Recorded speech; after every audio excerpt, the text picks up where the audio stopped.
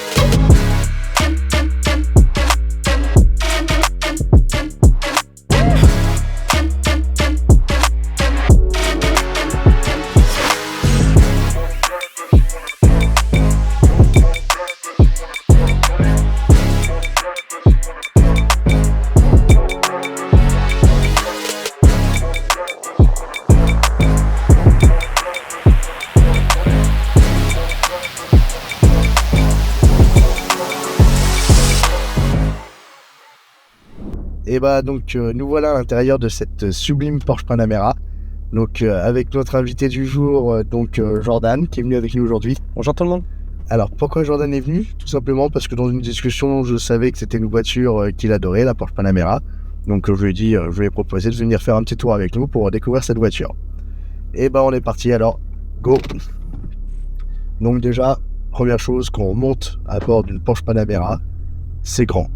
C'est très grand, il y a vraiment une sensation d'espace, de confort. Je pense que tu es bien installé, Jordan. Ah oui, effectivement, on est très bien installé. Ouais, on est bien dedans. Très bien installé.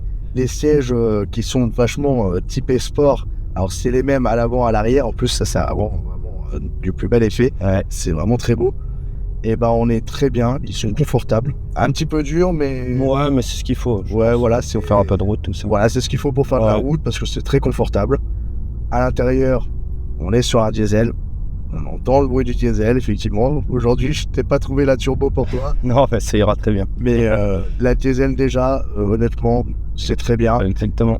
Pourquoi une diesel? Je pense que c'est vraiment ciblé pour les gens qui font beaucoup de route. Il faut rappeler que la voiture est sortie en 2009. Donc là, on est vraiment sur la phase 1.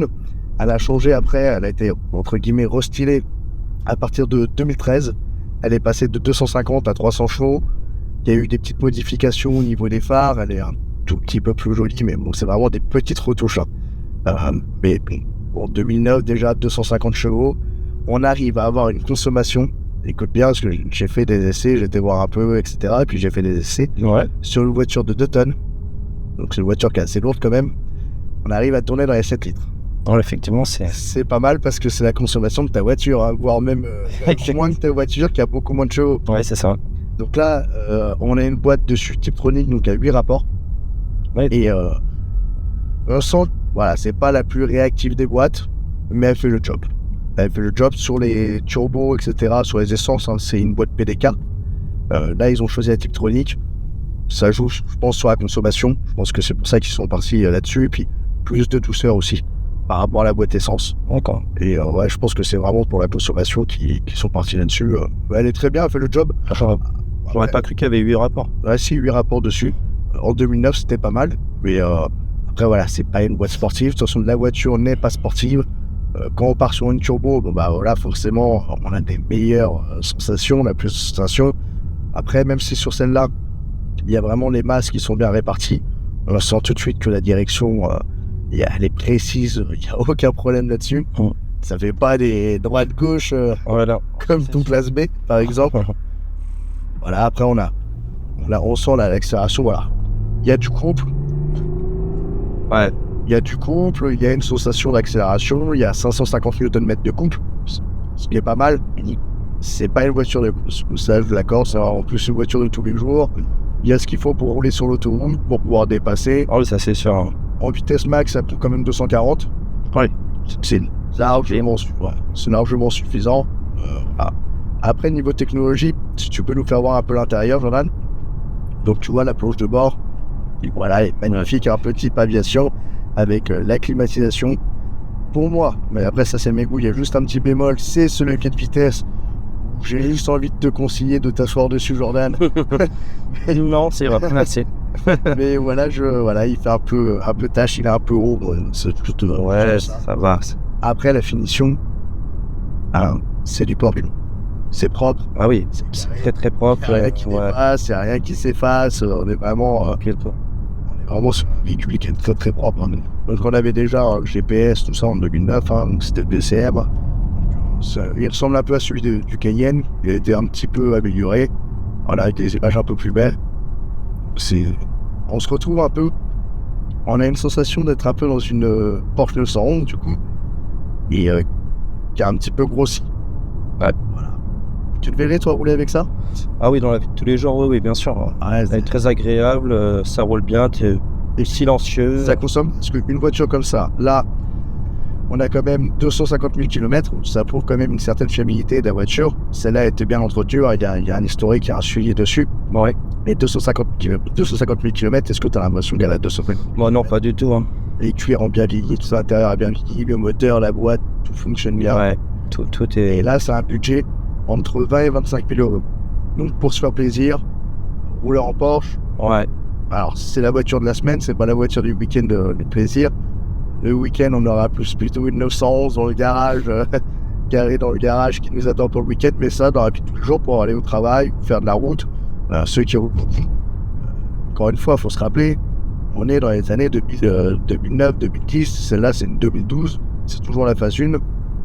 Voilà, si on remonte à 13 ans en arrière, entre 13 et 15 ans en arrière, une voiture bien équipée. Ouais, c'est ça. Les essais chauffants, la clim Bison, les Bluetooth, c'est pas trop mal. Et encore, celle-là, il n'y a pas toutes les options. Parce que chez Porsche, fonctionne aux options. Tu vas chez Porsche, ouais. Tu arrives, tu commandes une voiture, tu viens les voir, tu vois, je voudrais une voiture. Tu te dis, ok monsieur, vous voulez laquelle? Oh bah je voudrais une Panamera, d'accord monsieur, 70 000 euros, admettez. Ouais. Et là, ok, pas de problème, oh ça va, etc.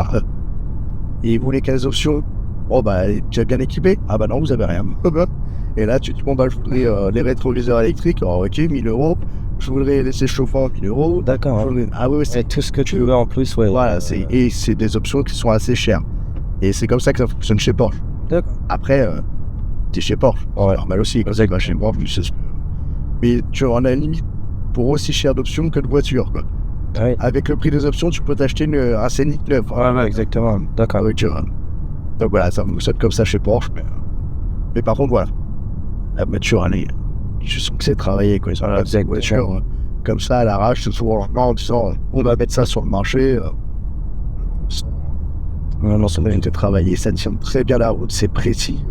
Pour une voiture de 2 tonnes et de 5 mètres de long, et ben non, vraiment, c'est travaillé. La sonorité du diesel, c'est pas dégueulasse, et ça reste un diesel. Il est présent, surtout en fait à basse vitesse, quand on s'arrête à un stop, à un feu rouge, tout ça. Bon, elle est équipée du start and stop, mais bon, moi je suis pas très fan du start and stop. Voilà, c'est pas un truc que j'apprécie énormément, mais c'est vrai que ça permet, par contre, quand tu arrives au feu rouge et que t'es en ville, bon bah ça coupe le moteur, c'est assez agréable, parce que le bruit du diesel est présent. Par contre, dès qu'on arrive sur une nationale, sur l'autoroute, elle est tellement bien insonorisée la voiture que ouais. Alors on n'entend rien, ouais. Tant plus du tout. C'est pas dérangeant. Non, pas du tout. Pas du tout. Puis la voiture, regarde. Ouais, ça reste bien. Ça reste un beau bruit quand même. Oui, ça reste. Voilà, c'est un peu diesel, mais ça reste un bruit. Ils ont pas mal travaillé. Ils ont travaillé aussi sur l'échappement, le bruit. Ouais. Pour essayer de faire rouler un petit peu plus. Après, on peut pas faire de miracle, hein. Non. À moins qu'on rajoute après, même comme chez Audi, des active sound, des choses comme ça qui permettent de modifier un peu le bruit de la voiture et de laisser paraître comme si c'était un V8. Donc là, il n'y avait pas encore ça sur ces voitures-là. Mais oui, des rangeants. Puis là, on se camoufle totalement dès qu'on est passé les 80-90. Donc c'est pareil, le petit élan à partir de 95 km/h qui sort, ça donne de la gueule à la voiture en plus, elle est encore plus jolie. Parce que c'est vrai que sur l'avant, moi, il n'y a aucun souci. Ouais, c'est pareil. Magnifique. C'est vrai. L'arrière, Un petit peu, ouais. voilà. Mais quand il y a l'aileron, très Quand il belle n'y a pas gueule. l'aileron, ça laisse, on va dire, sujet à discussion. Ouais, c'est chacun ses goûts. Moi, je trouve que voilà, l'arrière, Ouais, c'est pareil. bien. Mais quand il y a l'aileron qui est sorti, Ouais. c'est plus. Exactement, ouais. C'est pareil. Après l'aileron, dans la lunette arrière, quand on regarde sur la lunette arrière, voilà, il est apparent, ça cache un peu, donc c'est vrai que voilà, je pense qu'il nous faut rentrer aussi pour ça, pour donner plus de visibilité. Est-ce que tu le sens bien quand même avec la vitesse que l'aileron te... Non, Non, en avant, ok. ça effectivement, ça aplatit, entre guillemets. Ouais. Mais bon, sur la Panamera, je pense que c'est plus, on va dire gadget, sur la Panamera du diesel, 250 chevaux, avant que ça bouge vraiment à l'arrière de la voiture. Ouais, c'est vrai. C'était pas point. En termes de performance, c'est 0 à 106 qu'on a mis. C'est parti. Pour ce genre de voiture, c'est pas mal. Ouais. Après, c'est vrai qu'on a essayé aussi des voitures comme la Tesla la semaine dernière, par exemple. Ouais. Là, le 0 à 100 est tellement impressionnant. Ouais. Et, voilà, tout nous paraît un petit peu fade après. Mais il faut se rappeler c'est sorti en 2009. Ouais, c'est vrai. 2009, on était petits. Hein. Ça fait... Regarder les mini-cups à la télé. Donc, vraiment, c'est vrai. c'est ça qu'il faut pas oublier. C'est quand même une autre génération, mais encore aujourd'hui, 15 ans après sa sortie, c'est une voiture sur laquelle je peux me retourner. Ouais, bah, Je peux me retourner en me disant, ah ouais, elle est belle, c'est une jolie voiture. Dès que j'en vois une passer, moi, cette voiture, elle m'a toujours attiré. C'est pour ça que je suis vraiment très content de l'essayer aujourd'hui, de faire cet essai-là. Et puis de t'en faire profiter aussi. Ouais, bah ça fait plaisir aussi. Tu puisses découvrir un peu ça. Parce que vraiment très agréable. Ouais, non, c'est vraiment une bonne voiture. Et, c'est une voiture que, oui, effectivement, je pourrais m'acheter. Ça me ferait pas peur de rouler avec ça tous les jours. Parce que c'est un moteur de 3 litres qui est emprunté sur Audi. Donc, ça s'entretient, entre guillemets, assez facilement. Et puis, avec une consommation, un budget qui reste raisonnable en consommation de 7 litres 100, 7 litres 5, peut-être, ça dépend. Puis, voilà. J'avais essayé un Porsche Cayenne Turbo.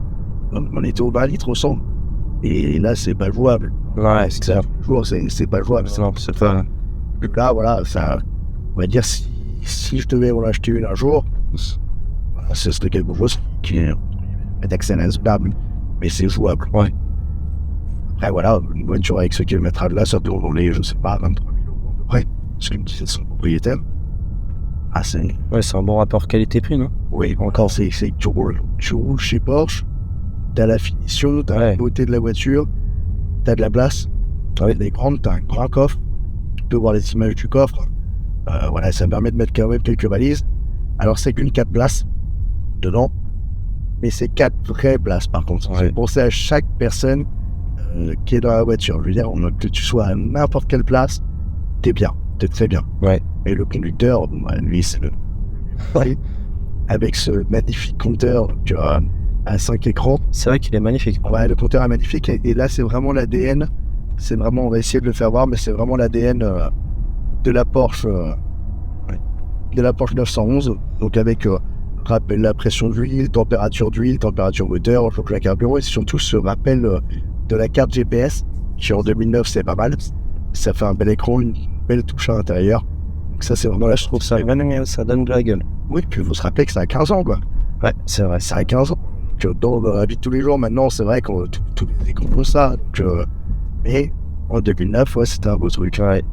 Et je trouve que ça a bien vieilli. La voiture fait pas vieillir. Non, pas du tout. Non, ça fait pas vieillir. Ça fait... Le tableau de bord est très beau. Ouais. Même c'est la force de Porsche. Là, ils arrivent à faire des voitures qui sont toujours. Oui, toujours. Ouais. Et ben, on va les rendre cette voiture. Bah ouais, malheureusement. C'est dommage. Veut bien, c'est pas à nous. Donc, en tout cas, ouais, j'ai été vraiment content de l'essayer avec toi. Et puis, bah, on met de même. Peut-être sur une prochaine voiture, tu reviendras faire un petit essai avec nous. J'espère, ouais. Et puis, en attendant, on dit au revoir à tout le monde. Et puis, on se retrouve la semaine prochaine pour un autre épisode avec une petite surprise encore. On a trouvé une petite voiture pas mal à présenter. Donc, qui est assez sympa. Donc, on va vous présenter tout ça. Et puis, on vous dit à bientôt. Salut Thomas. Salut.